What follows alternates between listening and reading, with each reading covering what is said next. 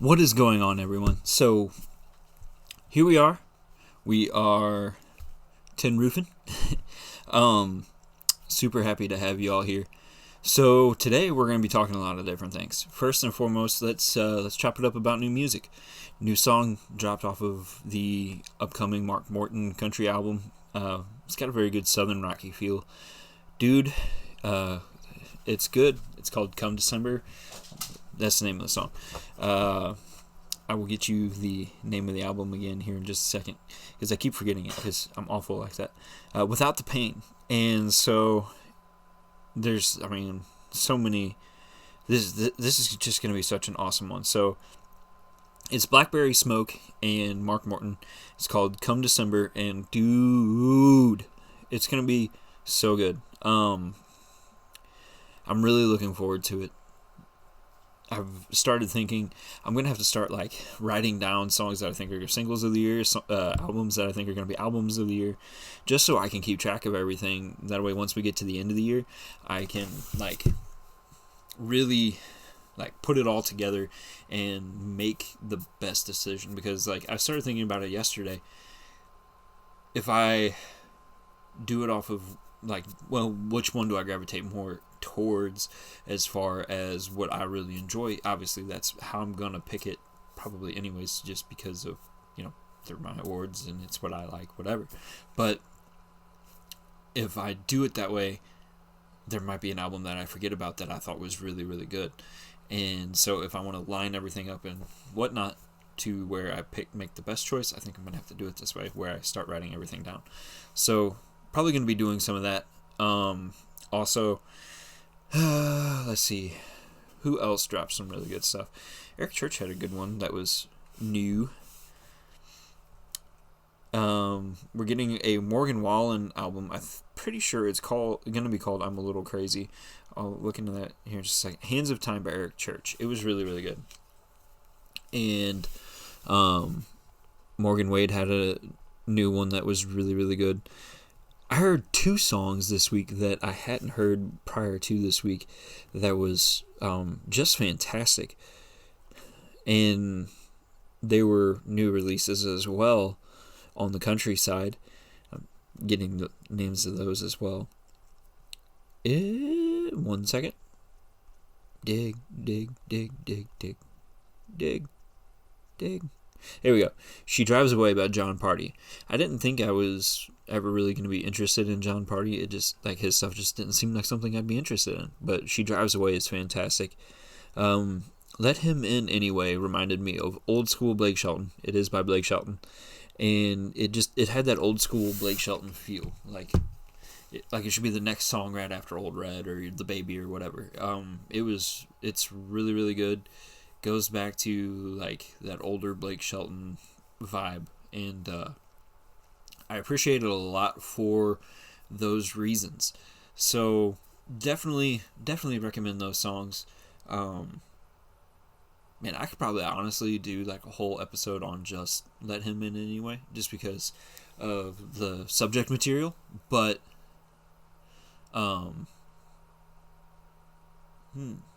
I don't know. That might be more of a calloused hands episode, in all honesty.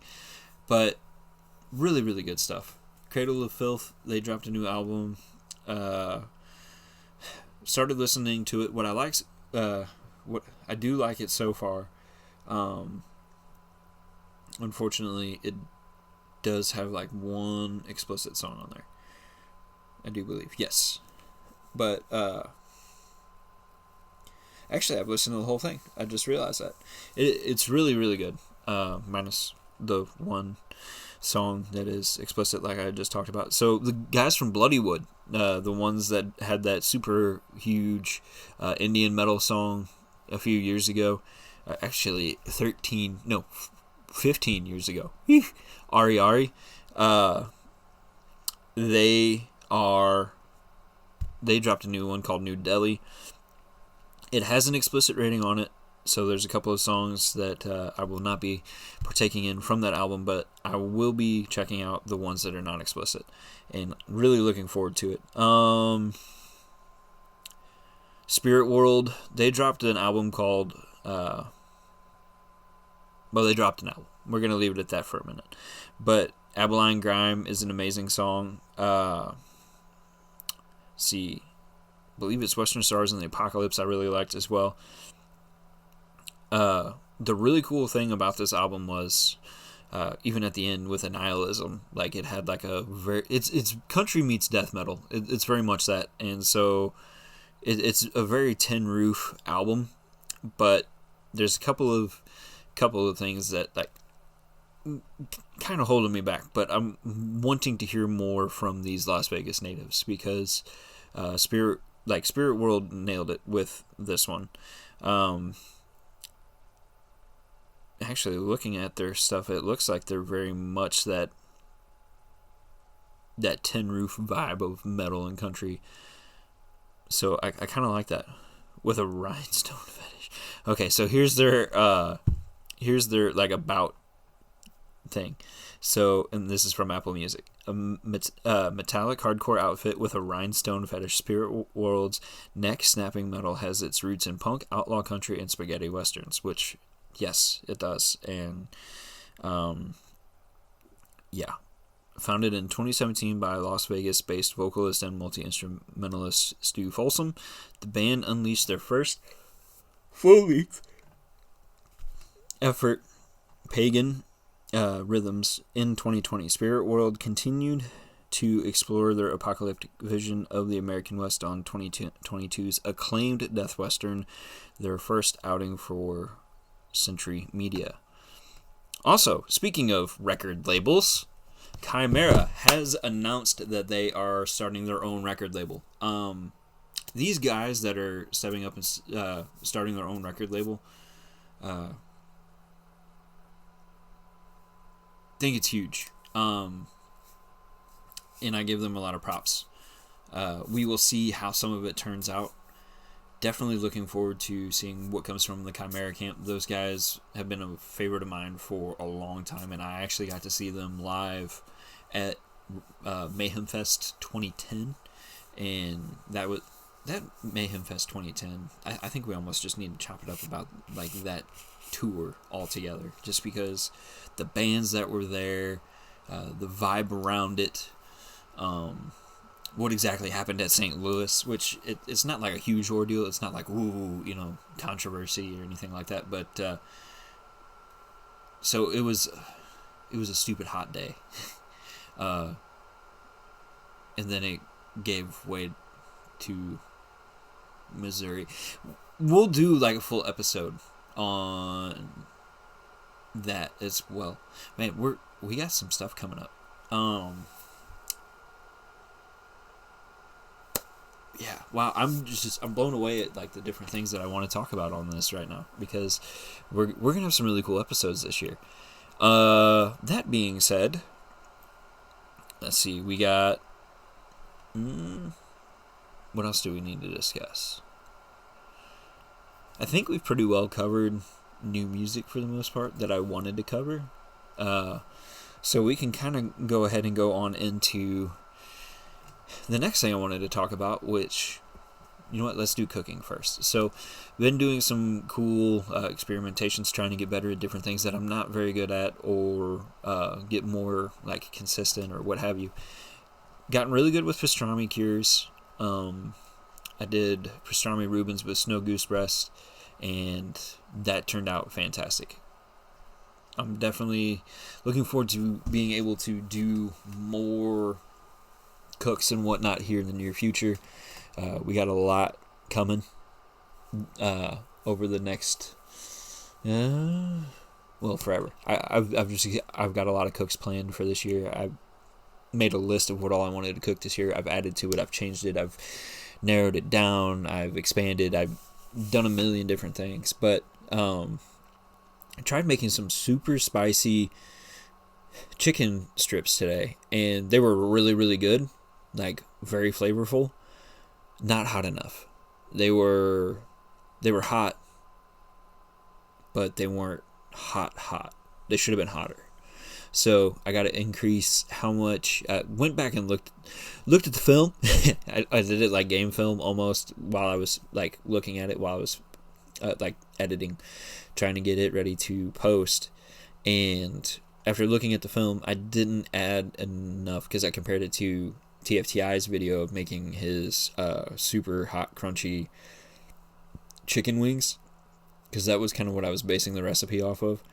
And he added more of the ghost pepper wing sauce than what I did. So I got to add more ghost pepper wing sauce. But once I do that, it should be chef's kiss.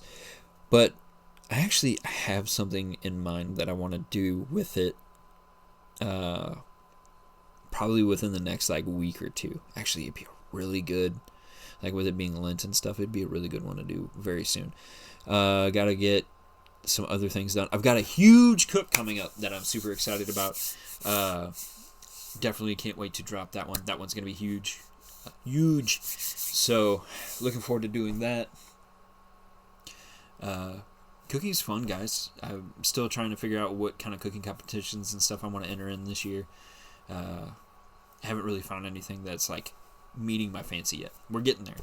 I guess we pretty well talked that one to death. So let's start talking racing. So here's the thing. Kenya rally is going on as I'm recording this. Current leader is Elfyn Evans. The lead has changed hands, I think, already 5 times, 6 times, between Evans, Tanak, Rovanpera, Neuville. A couple of those guys have held it more than once. Evans has held it twice. Rovanpera has held it once. Tanak, I think, has held it twice.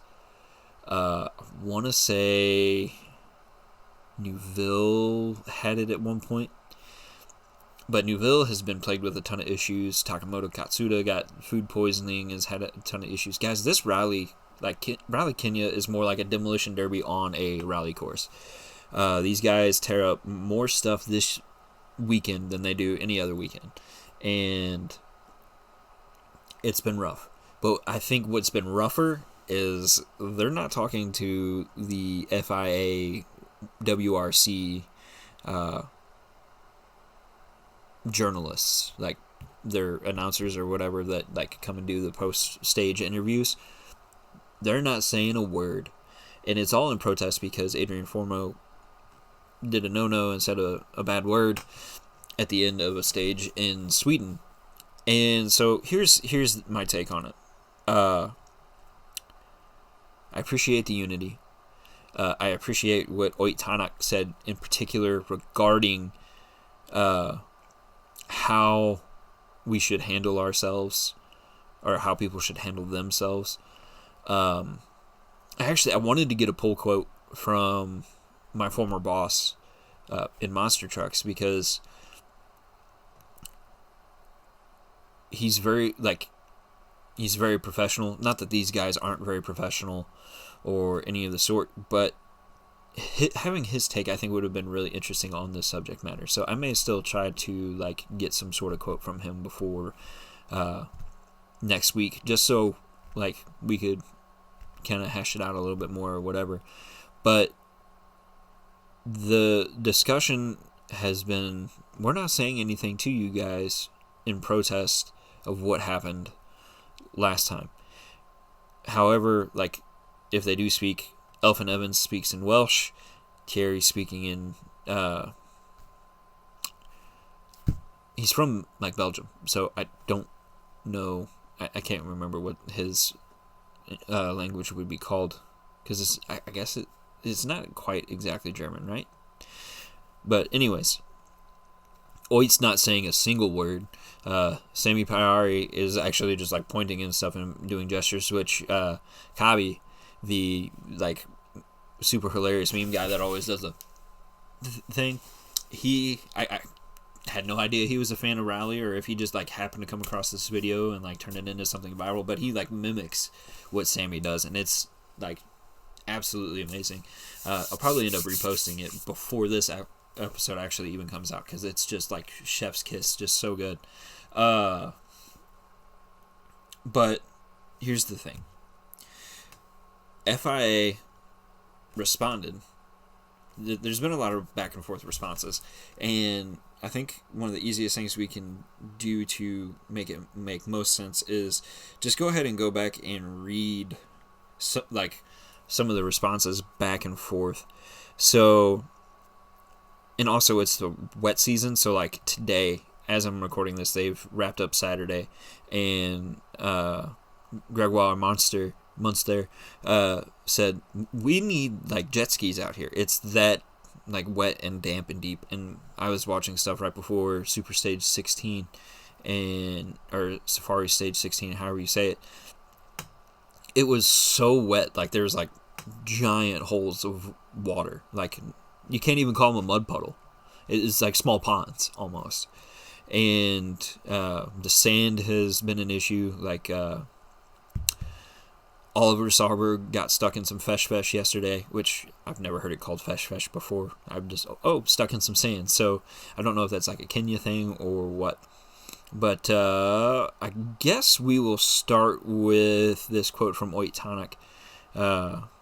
Regarding the latest actions, we can't give any stage-end comments until it's comfortable again for the drivers. Hopefully the solution comes soon and we can go back to normal. World Rally Drivers Alliance statement after WRC Kenya's shakedown. So all this is unfolding like Wednesday morning for us here in the States.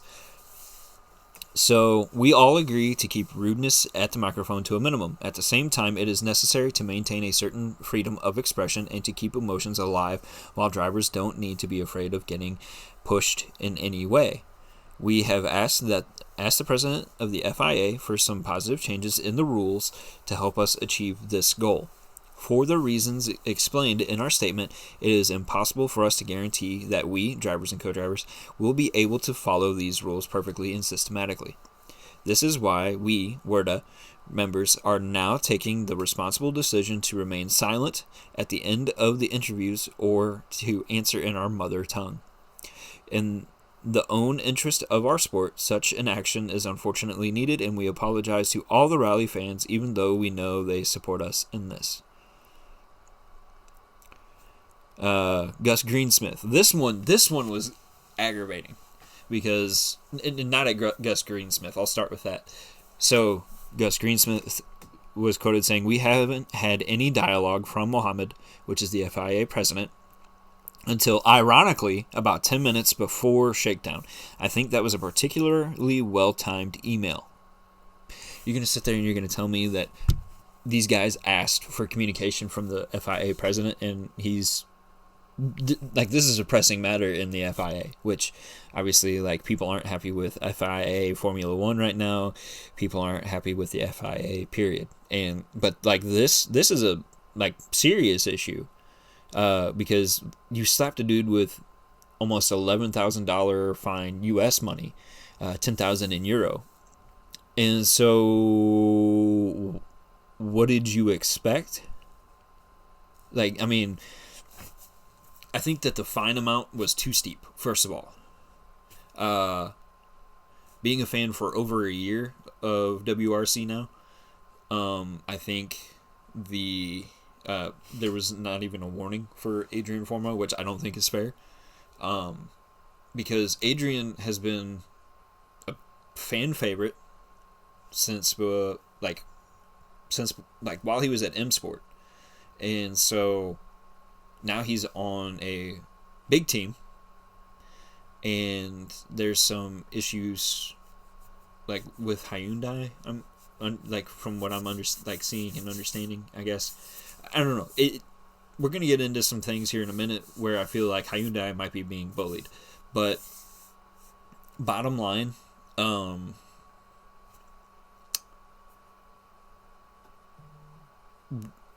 the situation here is a bit ridiculous. Obviously, nobody's perfect. So I just feel like both sides can handle this a little bit better. Like I said, I appreciate the unity of the drivers. The fact that Muhammad was completely silent up until 10 minutes before a stage in Kenya is ridiculous, because it's been about a month since Sweden. Are you kidding me?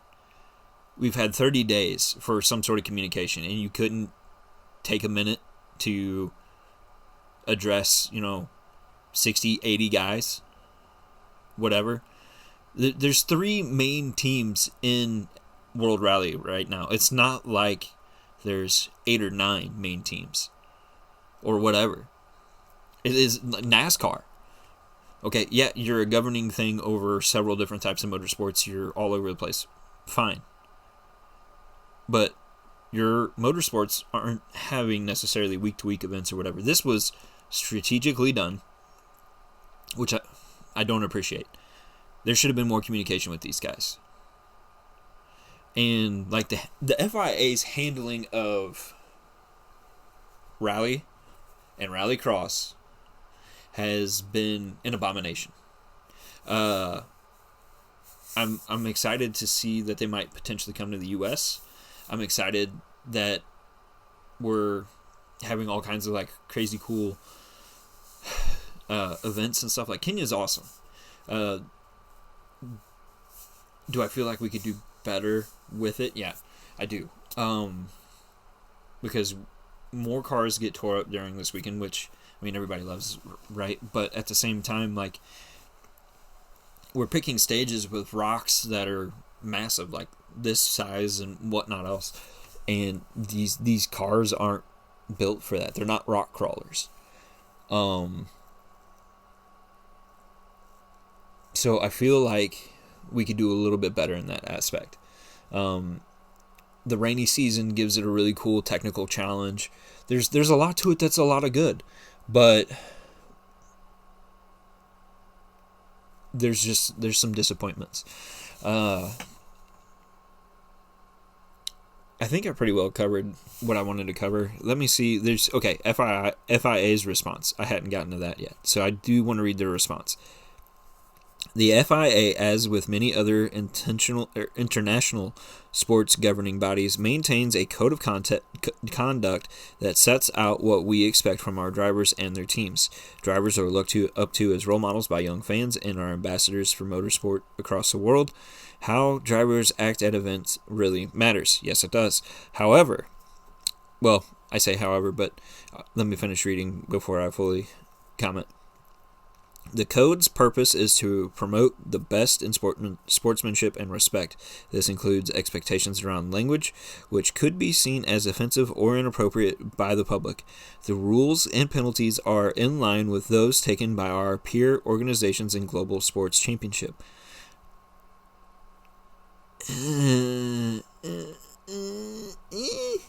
Maybe? I feel like you went a little too far. Personally, I don't want the cussing. Obviously, like we just spent a bunch of time talking about, how I'm avoiding explicit songs. However, things are a little different for different people. And again, this is Adrian Formo's first offense, I believe. So I don't, like, if you want to slap him with a fine, slap him with a fine of like $1,000 or whatever. $11,000 seems a little steep. And obviously you don't want him to do it again, but I feel like there could have been a discussion. NASCAR does points penalties for whenever drivers act up, and drivers take it and they understand and they deal with it and they go forward. But I mean, $11,000 seems like an awful lot. All right, in line with our meeting held with Formula One drivers in Melbourne last weekend, Ronan Morgan, president of the Drivers Committee, along with Peter Solberg, vice president of the committee, and Amelia Abel, junior road sports director, are planning to discuss this matter and other topics with drivers after the Safari Rally Kenya. Okay, giving them the opportunity to get through the rally seems smart. But at the same time, this is such a dire thing. You're going to go the whole weekend without them talking to your guys, yet they're going to talk to Dirtfish, which they should be talking to Dirtfish. The Dirtfish guys have such a care and adoration for the sport that, yeah, those guys definitely need to be, interactive. And it's cool to see, like, the amount of appreciation these rally car guys have whenever they're approached by the Dirtfish guys. Because the Dirtfish guys are genuine fans. Peter Solberg, obviously big in rally. loves rally. I don't think I could say anything negative about Peter, but the organization as a whole for FIA, I question how much they care because of how they're handling everything, how they're handling Formula One, how they're handling rally. It just doesn't seem good. I'm armchair quarterbacking it. I know I am. I'll call myself out on it, but there's some issues there. And then on top of that, okay, so we've talked about how tough of a rally Kenya is, which is great. I love a challenging rally. This is one that my son and I pay a lot of attention to. However, we know it causes mechanical problems with the hybrids. We know that it is a very tough rally. Yet, it doesn't seem like we, just from paying attention and not being able to watch as much, because Rally TV is an extremely expensive app where they want $15 a month. They want $130 a year. That's for, like, I love Rally and I will watch a ton of content on there, but for a niche app, that's a bit high. I feel like a niche app like that, where you're going to watch, especially right now, since there are no World Rallycross events, you're going to watch 12 events a year, maybe 13 or 14. I can't remember however many rallies there are. I think there's 14. So you're going to watch 14 rallies a year, and maybe one or two, retro rallies or a documentary or whatever on there. That justifies $15 a month, whereas we're spending almost the same amount on Netflix, Hulu, Disney, so on and so forth. Like, we're being apped to death, and that's not an original quote by me. That was one done by I can't remember his name. He hangs out with Kevin Smith though, not Jason Mewes.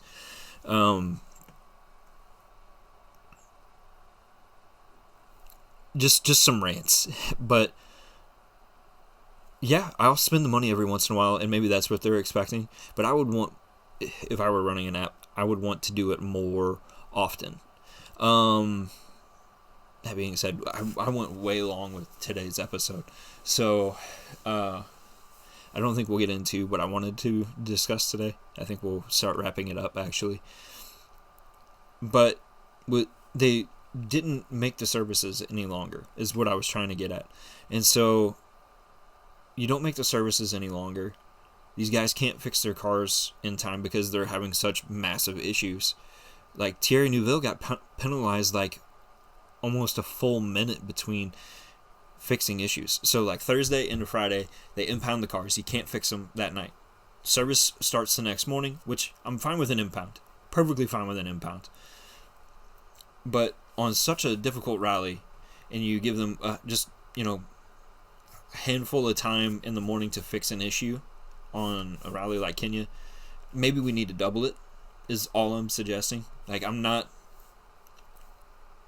I've brought up a lot of negatives, and I'm aware I brought up a lot of negatives, but it is in the hope and in the interest that the sport could get better, because the sport can get better, and it would thrive from getting better. But that being said, how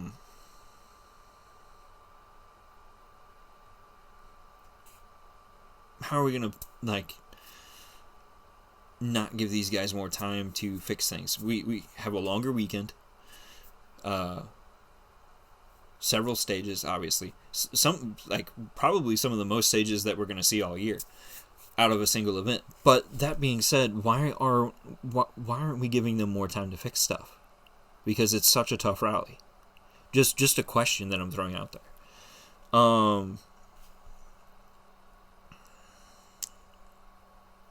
I already kind of covered that one. The best quote, though, out of this whole silence thing, just to begin to wrap things up, is Oit said to the WRC stage-in TV reporter, "You can take a holiday now," after the Safari Stage 1 of Kenya. So it's it's sad that this is where things are. It is where things are. So hopefully, I don't know, things can get better soon for the WRC all around. Because honestly, between the cars with the hybrid issues, because they have them on regular, more consistent, I guess, stages that are not in Kenya, they have an issue keeping these manufacturers happy. They're not keeping the drivers happy, which is, I think, where WERDA really came from, because WERDA became a thing back in January. So we can do better. I would love to see better all around. Maybe a couple more events a year, which, they added Abu Dhabi this year, which I think will be really cool. But we're not doing this amazing sport any justice at the moment, I feel like. It's a great sport. Super stoked with what's going on with it here in America.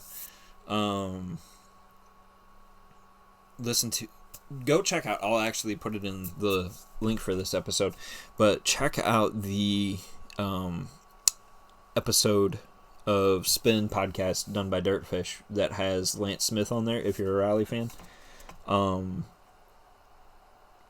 There's a lot of really good stuff that Lance is wanting to do, and I'm a big fan of it.